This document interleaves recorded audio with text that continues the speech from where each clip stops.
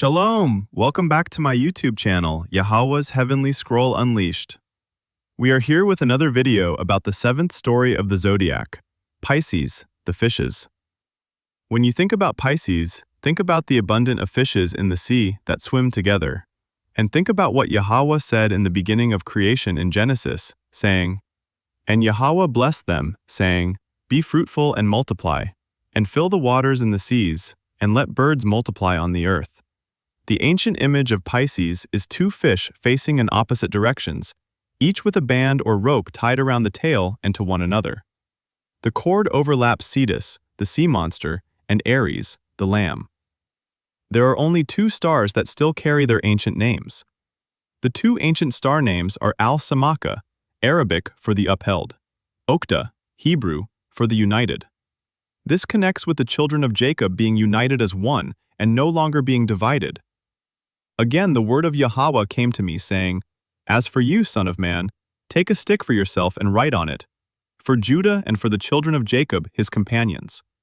Then take another stick and write on it, for Joseph, the stick of Ephraim, and for all the house of Jacob, his companions. Then join them one to another for yourself into one stick, and they will become one in your hand. And when the children of your people speak to you, saying, 'Will you not show us what you mean by these?' say to them, 'Thus says Yahweh, surely I will take the stick of Joseph, which is in the hand of Ephraim, and the tribes of Jacob his companions, and I will join them with it, with the stick of Judah, and make them one stick, and they will be one in my hand. And the sticks on which you write will be in your hand before their eyes. Then say to them, Thus says Yahweh, surely I will take the children of Jacob from among the nations, wherever they have gone, and will gather them from every side, and bring them into their own land. And I will make them one nation in the land, on the mountains of Levant. And one king shall be king over them all. They shall no longer be two nations, nor shall they ever be divided into two kingdoms again." The Hebrew word for Pisces is dagim, which means to move rapidly, to grow, multiply, to become numerous. The two fish are traveling in opposite directions, separated from one another, yet remaining connected by the bands attached to their tails. Here we have a reflection of the scattering of the two houses of Jacob. In the book of Jeremiah we read, "Thus saith Yahweh of hosts, the children of Ephraim and the children of Judah were oppressed together, and all that took them captives held them fast. They refused to let them go. Hear the word of Yahweh, O ye nations, and declare it in the isles afar off, and say, He that scattered Jacob will gather him, and keep him, as a shepherd doth his flock." Pisces represents the regathering of the Hebrew Jacobites by the one who scattered them. Attached to the tail of the fish are bands, with the two ends meeting in a knot on the neck of Cetus, the sea monster. Its place is marked by the star, Al-Risha, which in Arabic means the cords. Across the bands is the foreleg of Aries, the lamb.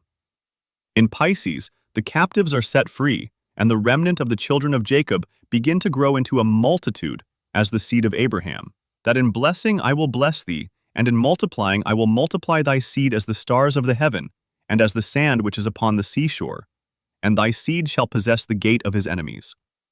Behold, the days come, saith Yahweh, when I will make a restored covenant with the house of Ephraim, and with the house of Judah, not according to the covenant which I made with their fathers in the day when I took hold of their hand to bring them out of the land of Egypt.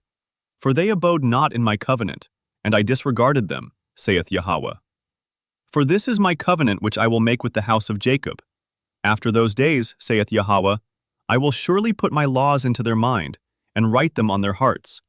And I will be to them an Elohim, and they shall be to me a people. The restored covenant was made with all 12 tribes of Jacob.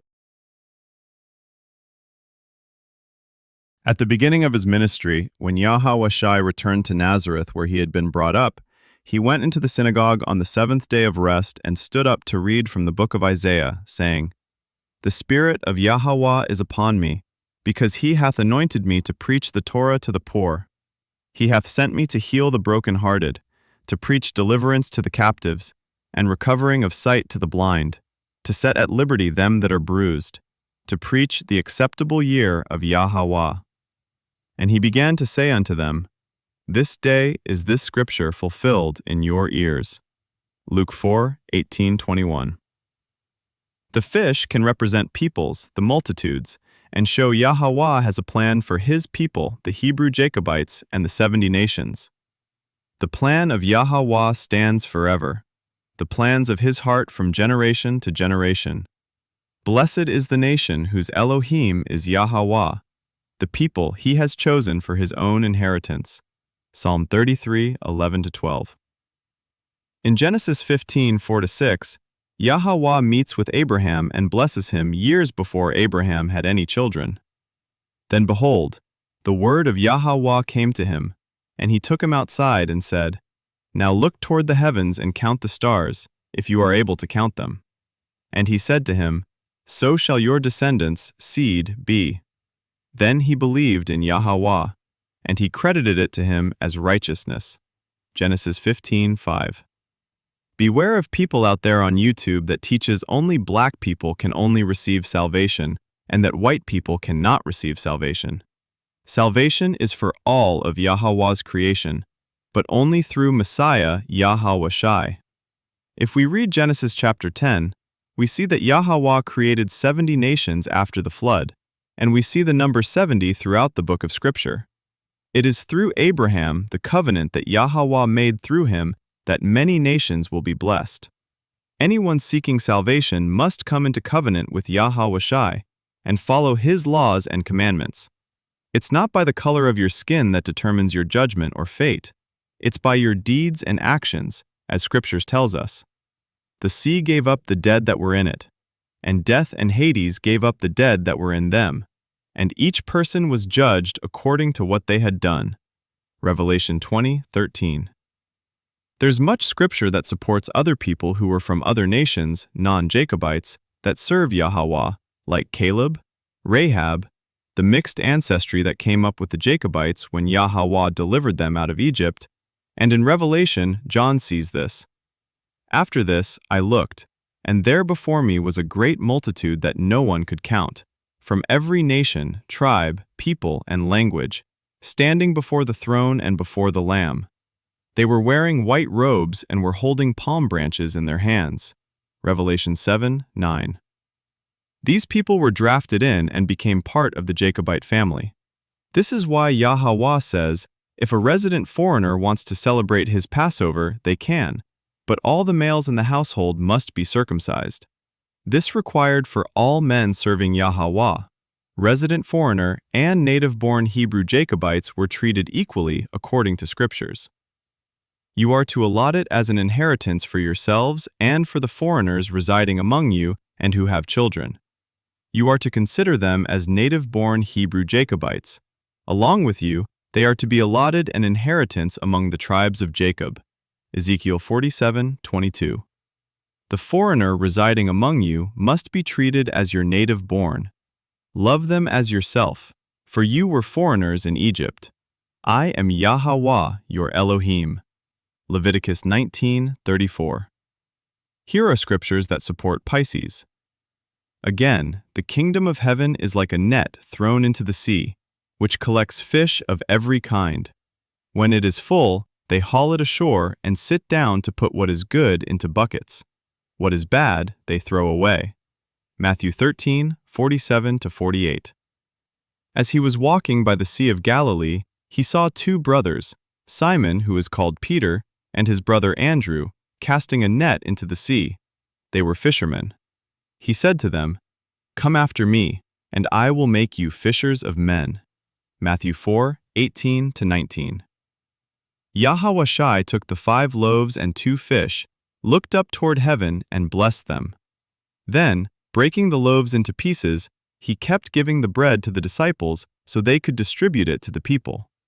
He also divided the fish for everyone to share. They all ate as much as they wanted, and afterward, the disciples picked up 12 baskets of leftover bread and fish. A total of 5,000 men and their families were fed. Mark 6:41-44.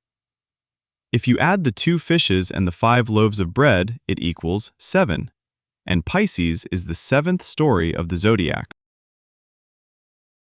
In Torah tradition, water symbolizes Torah itself, a life-sustaining, cleansing, and deep source of wisdom. Fish, in turn, represent the Hebrew Jacobites, who cannot survive without Torah, just as fish cannot live without water.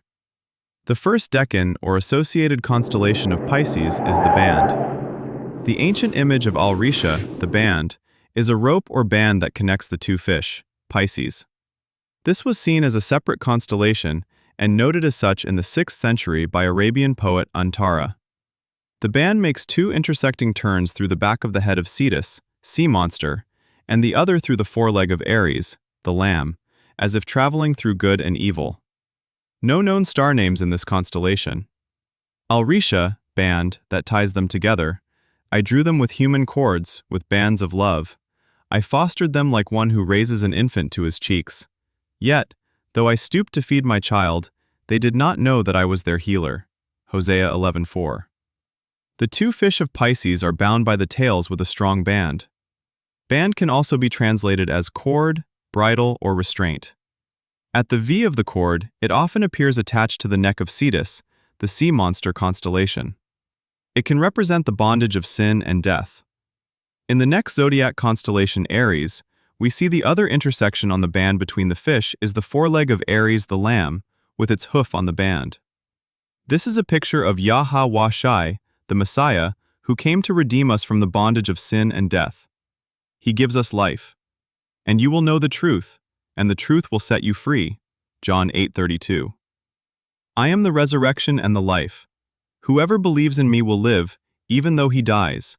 John 11:25-26. I am the way, the truth, and the life. John 14:6. The second decan of Pisces is Andromeda. The ancient image of Andromeda is a beautiful woman with chains on her wrists and feet. This is based on Greek mythology. But what if I told you this constellation reveals something far more deep about someone who has been kept hidden until these end times? King YHWH'S confirmed. This constellation reveals the bride of Messiah, YHWH'S, who is currently in a coma. Her name is Hawa, who is queen. As we continue the story of the zodiac, you will begin to see how she is revealed in the heavenly scroll and in scriptures. Yes, Messiah YHWH'S has a bride, an actual woman. The bride is not a church, Hebrew Jacobites, or a group of people. It's an actual woman, and we have scripture that supports this. Then one of the 7 angels who had the 7 bowls filled with the 7 last plagues came to me and talked with me, saying, Come, I will show you the bride, the Lamb's wife. Revelation 21:9. Let us be glad and rejoice and give him esteem, for the marriage of the Lamb has come, and his wife has made herself ready. Revelation 19:7. You will see more how King YHWH'S bride, Queen Hawa, is revealed in the heavenly scroll as we continue this story. We have all seen the movies or read the fairy tales about the princess or damsels in distress and the valiant prince who comes riding in on a white horse to slay the dragon and rescue her. What is the source of these fairy tales? Doesn't this sound familiar? What about the Greek myths where the princess is chained to a rock near the sea and the sea monster/dragon is coming to devour her until the prince rescues her and kills the sea monster? The damsel in distress and prince and the dragon themes are common in literature dating as far back as mankind has had the ability to communicate in literary terms. Is this all just a fairy tale or prophecy? The damsel in distress, persecuted maiden, or princess in jeopardy is a classic theme in world literature, art, film, and video games, most notably in those that have a lot of action. This trope usually involves beautiful, innocent, or helpless young female leads placed in a dire predicament by a villain, monster, or alien, and who requires a male hero to achieve her rescue. Often these young women are stereotyped as very physically weak and almost completely dependent on the male lead. After rescuing her, the hero often obtains her hand in marriage. She has become a stock character of fiction, particularly of melodrama. Though she is usually human, she can also be of any other species, including fictional or folkloric species, and even divine figures such as an angel, spirit, or deity. European fairy tales frequently feature damsels in distress. Evil witches trapped Rapunzel in a tower, cursed the princess to die in Snow White, and put Sleeping Beauty into a magical sleep. In all of these, a valorous prince comes to the maiden's aid, saves her, and marries her. Why do they all sound the same with the same characters? Chained princess, dragon, rescued by a prince? Because they all are taken from the same source, the heavenly scroll. These stories throughout history, dating back to all ancient civilizations to the present, are retelling what is called the Battle of the Ages, laid out in the constellations between the Prince of Peace and the Dragon. Who would have ever thought these fairy tale stories revealed nuggets of truth about King YHWH'S and his bride Queen Hawa? The enemy deceives us, making us think this is all made up and just entertainment. But when seen with spiritual eyes what these stories reveal, it will all make sense. The ancient stars of Andromeda are Al-Farats, on her head, Arabic, broken down, Mirach, left hip, Hebrew, the weak, Al-Mach, or Al-Amak, Arabic, the struck down. There's a time in scripture where Messiah YHWH wakes up a 12-year young girl who was in a coma. Notice in the King James Version, it mentions the word damsel, which connects with what we just discussed about Andromeda. While he yet spake, there came from the ruler of the synagogue's house certain which said, Thy daughter is dead. Why troublest thou the master any further? As soon as YHWH heard the word that was spoken, he saith unto the ruler of the synagogue, Be not afraid, only believe. And he suffered no man to follow him, save Peter, and James, and John the brother of James. And he cometh to the house of the ruler of the synagogue, and seeth the tumult, and them that wept and wailed greatly. And when he came in, he saith unto them, Why make ye this ado, and weep? The damsel is not dead, but sleepeth. And they laughed at him to scorn. But when he had put them all out, he taketh the father and the mother of the damsel, and them that were with him, and entereth in where the damsel was lying. And he took the damsel by the hand, and said unto her, Talitha cumi, which is, being interpreted, Damsel, I say unto thee, arise. And straightway the damsel arose and walked, for she was of the age of 12 years. And they were astonished at a great astonishment. And he charged them straitly that no man should know it, and commanded that something should be given to her to eat. Mark 5:35-43. This story shows and reveals that soon YHWH will set his bride Queen Hawa free from her deep coma, and she will open her eyes. We also have this show that reveals this deep revelation about Queen Hawa in the show called Captain Planet. In the first episode, a woman named Gaia, who is in a coma, wakes up after 100 years. I will show you a clip and other clips I have to reveal this truth about YHWH's bride. Please watch and listen closely. This shows the enemy is fully aware about King YHWH's bride Queen Hawa.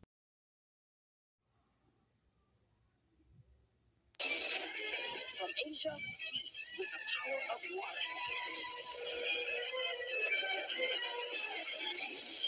From South America, Pisces with the power of heart. When the five powers combine, they summon Earth's greatest champion, Captain Planet. The power is yours.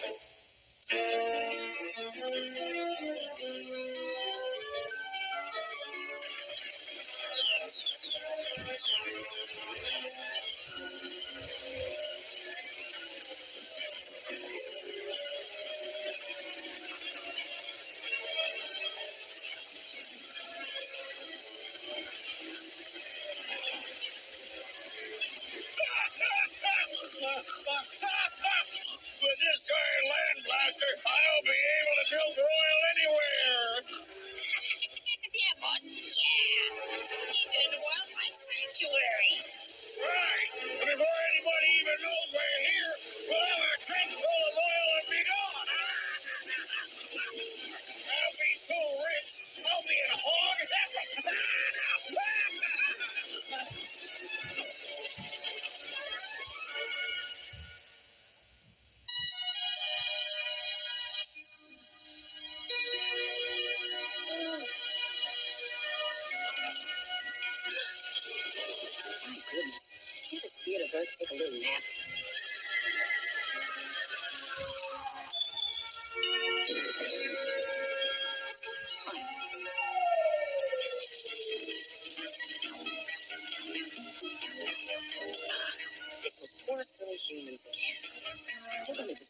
my planet if they keep going on like this.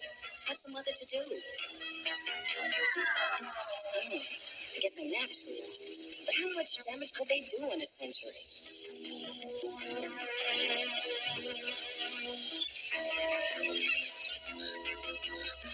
It's worse than I thought. Earth is dying. The time has come for the rains.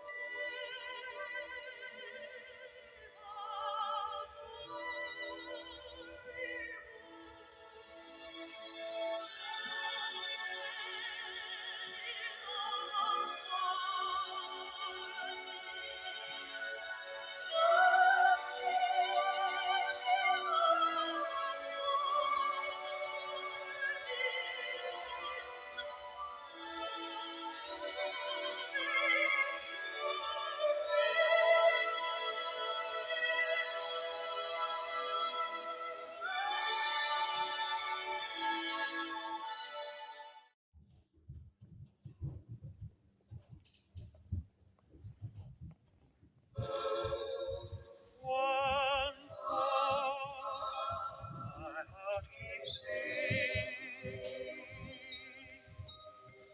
of one more, only for you.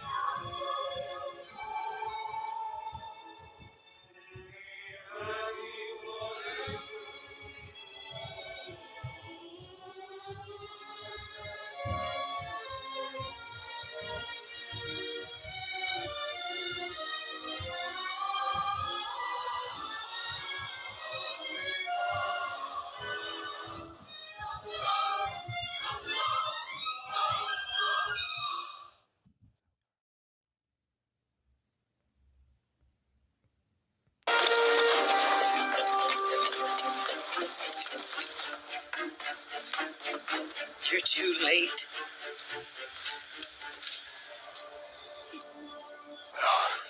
No!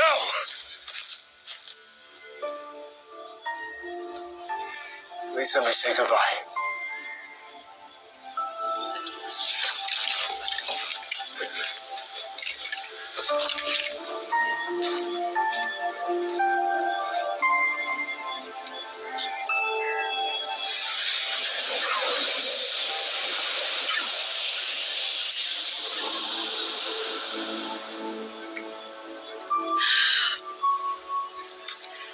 You found me. Never doubt I would.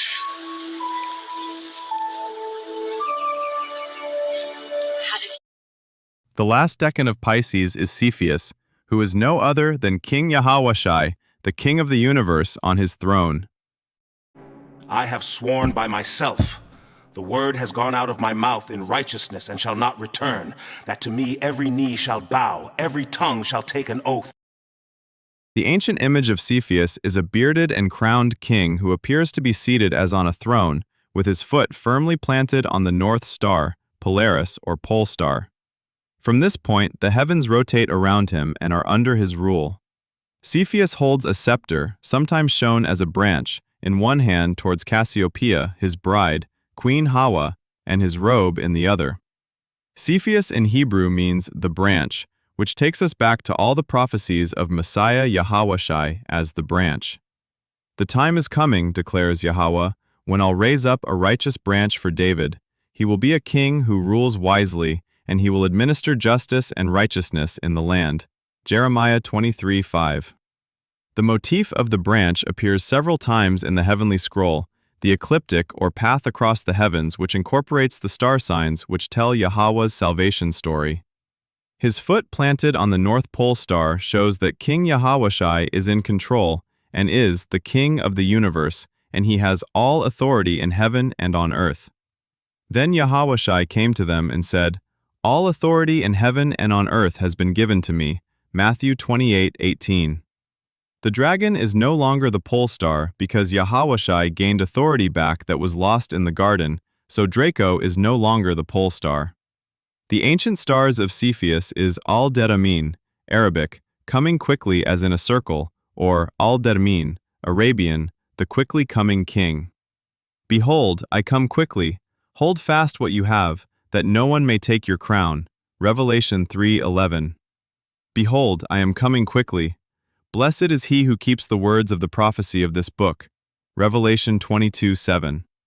And behold, I am coming quickly, and my reward is with me, to give to everyone according to his work. Revelation 22:12. He who testifies to these things says, "Surely I am coming quickly, so shall it be. Even so, come, King YHWH."